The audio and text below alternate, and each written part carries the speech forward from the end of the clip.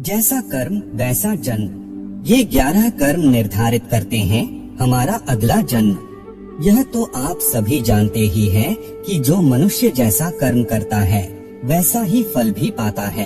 परंतु क्या आप जानते हैं कि हम मनुष्यों द्वारा किए गए कुछ कार्य ऐसे भी होते हैं जो मरने के पश्चात भी हमारा पीछा नहीं छोड़ते हैं, और ये कर्म ही हमारा अगला जन्म भी निर्धारित करते हैं। वैसे गरुड़ पुराण विस्तार से इस संबंध में हमें जानकारी प्रदान करता है और आज हम आपको गरुड़ पुराण से लिए गए ऐसे ही कुछ 11 कर्मों के बारे में बताएंगे, जिनके आधार पर मनुष्य विभिन्न प्रकार के पशुओं की योनियां प्राप्त करता है। तो चलिए एक बार हम विस्तार से प्रकाश डालते हैं गरुड़ पुराण के इन 11 बिंदुओं पर। नमस्कार दोस्तों, धर्मा वचन चैनल पर आप सभी का स्वागत है। अगर आप भी भगवान श्री कृष्ण के भक्त हैं तो कमेंट में जय श्री कृष्णा जरूर लिखें। तो चलिए शुरू करते हैं आज की प्रस्तुति। नंबर 1, मित्र से छल करने पर। इस संसार में मित्रता का रिश्ता बड़ा ही अनूठा होता है। कहते हैं कि एक सच्चा मित्र समय आने पर अपने प्राणों की आहुति भी दे सकता है, किंतु मित्रों तब क्या हो जब कोई सच्चे मित्र को ही ठगने लगे।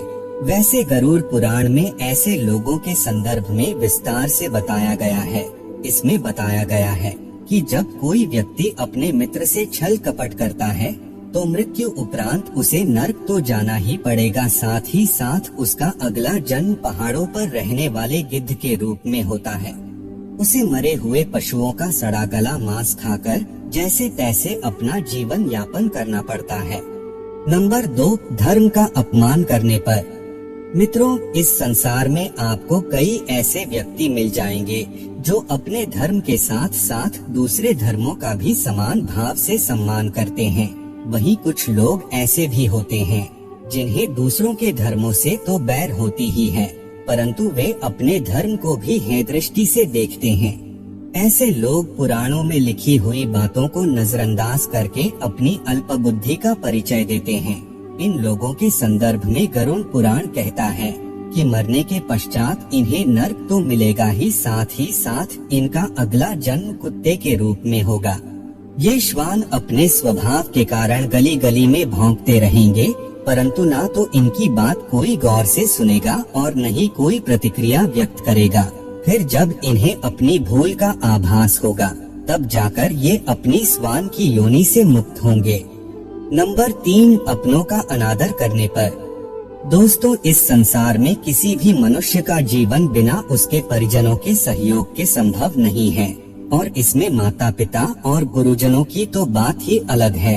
आप तो यह भली भांति जानते ही हैं कि किसी भी मनुष्य को शिखर पर पहुंचाने का कार्य केवल गुरु ही कर सकते हैं। जो व्यक्ति अपने माता पिता और गुरु की अवहेलना करता है या अनादर करता है वह मृत्यु उपरांत पुनः जन्म तो लेता है, परंतु कई बार प्रयास करने के बाद भी गर्भ से बाहर नहीं आ पाता है। गर्भ के भीतर ही उसकी मौत हो जाती है। नंबर 4, ज्ञान को न बांटने वाला। दोस्तों, यह तो आप भली भांति जानते ही है कि हमारे सनातन धर्म में ब्राह्मणों का कितना महत्व है। धर्म के अनुसार संसार में कोई भी यजमान, चाहे वह कैसा भी हो, चाहे वह भले ही अपनी ओर से दक्षिणा देने में समर्थ ना हो, तो भी ब्राह्मण देव का यह दायित्व है कि वह अपने ज्ञान से उसका भी कल्याण करे। परंतु यदि कोई ब्राह्मण ऐसा नहीं करता है तो इस जन्म में तो उसकी ख्याति खराब होगी ही होगी, अपितु अगले जन्म में उसे बैल बनकर इस धरती पर आना होगा और फिर उसे आजीवन अपने कृत्यों पर पश्चाताप करना पड़ेगा। नंबर 5, चालाकी करने वाला। इस संसार में ऐसे कई लोग हैं जो अपने कृत्यों से सभी का हृदय जीत लेते हैं, परंतु वहीं कुछ लोग ऐसे भी हैं जो अपनी चालाकी से सीधे साधे इंसानों को मूर्ख बनाते रहते हैं। ये आजीवन ऐसे ही खाते हैं, परंतु इन मूर्खों को यह नहीं पता है कि यह संसार ऐसे ही नहीं चल रहा है, अपितु इस संसार को चलाने वाला दूर कहीं बैठकर इनके इन सभी कृत्यों को देख रहा है। उसके घर में देर भले है मगर अंधेर नहीं है। ऐसे लोगों के बारे में गरुड़ पुराण में बताया गया है कि ये लोग अगले जन्म में उल्लू बनते हैं और अपनी चालाकी का पश्चाताप करते रहते हैं। नंबर 6, अपमान करने वाला। दोस्तों, जिस प्रकार सभी पुत्रों का यह दायित्व है कि वे अपने माता पिता की सेवा करते हुए अपने दाम्पत्य जीवन का निर्वाह करें, ठीक उसी प्रकार से एक आदर्श बहू का भी यही कर्तव्य होता है। परंतु इसके विपरीत जो स्त्री अपने सास ससुर की सेवा नहीं करती और उन्हें अपशब्द कहती है और असमय ही कलह करती रहती है, तो उन्हें अगले जन्म में रक्त पीने वाली जू के रूप में इस धरती पर जन्म लेना पड़ता है। नंबर 7, अनाज के घोटालेबाज। दोस्तों, हमारे सनातन धर्म में अन्नदान को सबसे बड़ा दान कहा गया है। जो व्यक्ति अन्नदान करता है वह न केवल इस लोक में अपितु स्वर्गलोक में भी ख्याति पाता है। इसी वजह से लोग प्रीति भोज और भंडारों का आयोजन करते हैं। परंतु वहीं कुछ लोग ऐसे भी हैं जो अन्न की चोरी या घोटालेबाजी करते हैं।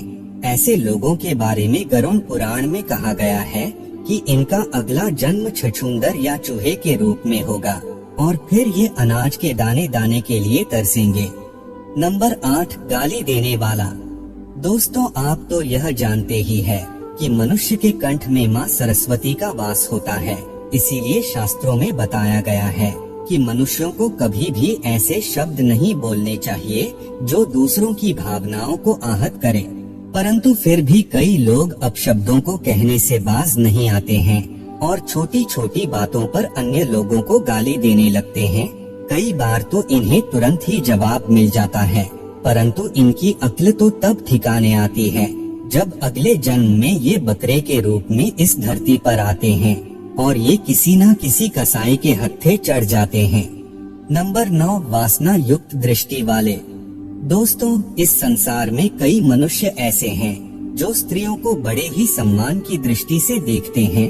उनके मन में स्त्रियों के प्रति किसी भी प्रकार का विकार या दुर्भावना नहीं होती है। वहीं इस संसार में कुछ ऐसे लोग भी हैं जो प्रत्येक स्त्री को बुरी नियत से देखते हैं। उनके मन में हर समय बस काम भाव ही चलता रहता है।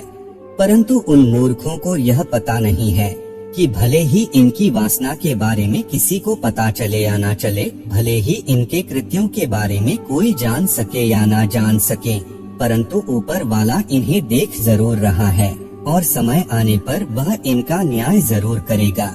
ऐसे लोगों के बारे में बताया गया है कि मरने के पश्चात इन्हें गधे की योनि प्राप्त होगी और तब ये गधे चाहकर भी किसी स्त्री पर वासनायुक्त दृष्टि नहीं डाल पाते हैं। नंबर 10, व्यभिचार करने वाली स्त्री। दोस्तों, इस संसार में ज्यादातर स्त्रियां पतिव्रता होती हैं और उनके मन में अपने पति के अलावा किसी भी पर पुरुष का विचार नहीं आता है। परंतु संसार की सभी स्त्रियां एक जैसी नहीं होती है और वे स्वभाव से व्यभिचारिणी होती है। ऐसी स्त्रियां विवाहोत्तर संबंध बनाने में रुचि लेती है। वैसे इनके कृत्यों के कारण इन्हें कई बार समाज में अपमानित होना पड़ता है, परंतु इनकी अक्ल तो तब ठिकाने आती है जब इन्हें अगले जन्म में छिपकली या चमगादड़ के रूप में इस धरती पर आना पड़ता है। नंबर 11, आत्महत्या करने वाले। दोस्तों, शास्त्रों में हमें यह बताया गया है कि मनुष्य का जीवन हमें बड़ी ही कठिनाइयों से मिलता है, परंतु फिर भी हम में से ही कुछ अज्ञानी लोग व्यर्थ ही सांसारिक बातों में उलझकर घबरा जाते हैं और भगवान द्वारा दिए गए इस अमूल्य जीवन को व्यर्थ ही गवा देते हैं। ऐसे लोगों के संदर्भ में गरुड़ पुराण कहता है कि इन्हें अगले जन्म में सर्प बनकर पुनः धरती पर आकर अपनी भूल सुधारनी पड़ेगी, तब कहीं जाकर ये परमात्मा द्वारा प्रदत्त इस जीवन की उत्कृष्टता को समझ पाएंगे। तो मित्रों, ये थी वो योनियां जो मनुष्य को अपने किए हुए कर्मों के अनुसार मिलती है। इसीलिए कहा जाता है कि यदि जीवन में आए हो तो कुछ अच्छे कर्म करो ताकि मरने के पश्चात उत्तम लोकों की प्राप्ति हो सके। इसी के साथ हमारी यह जानकारी यहीं पर समाप्त होती है।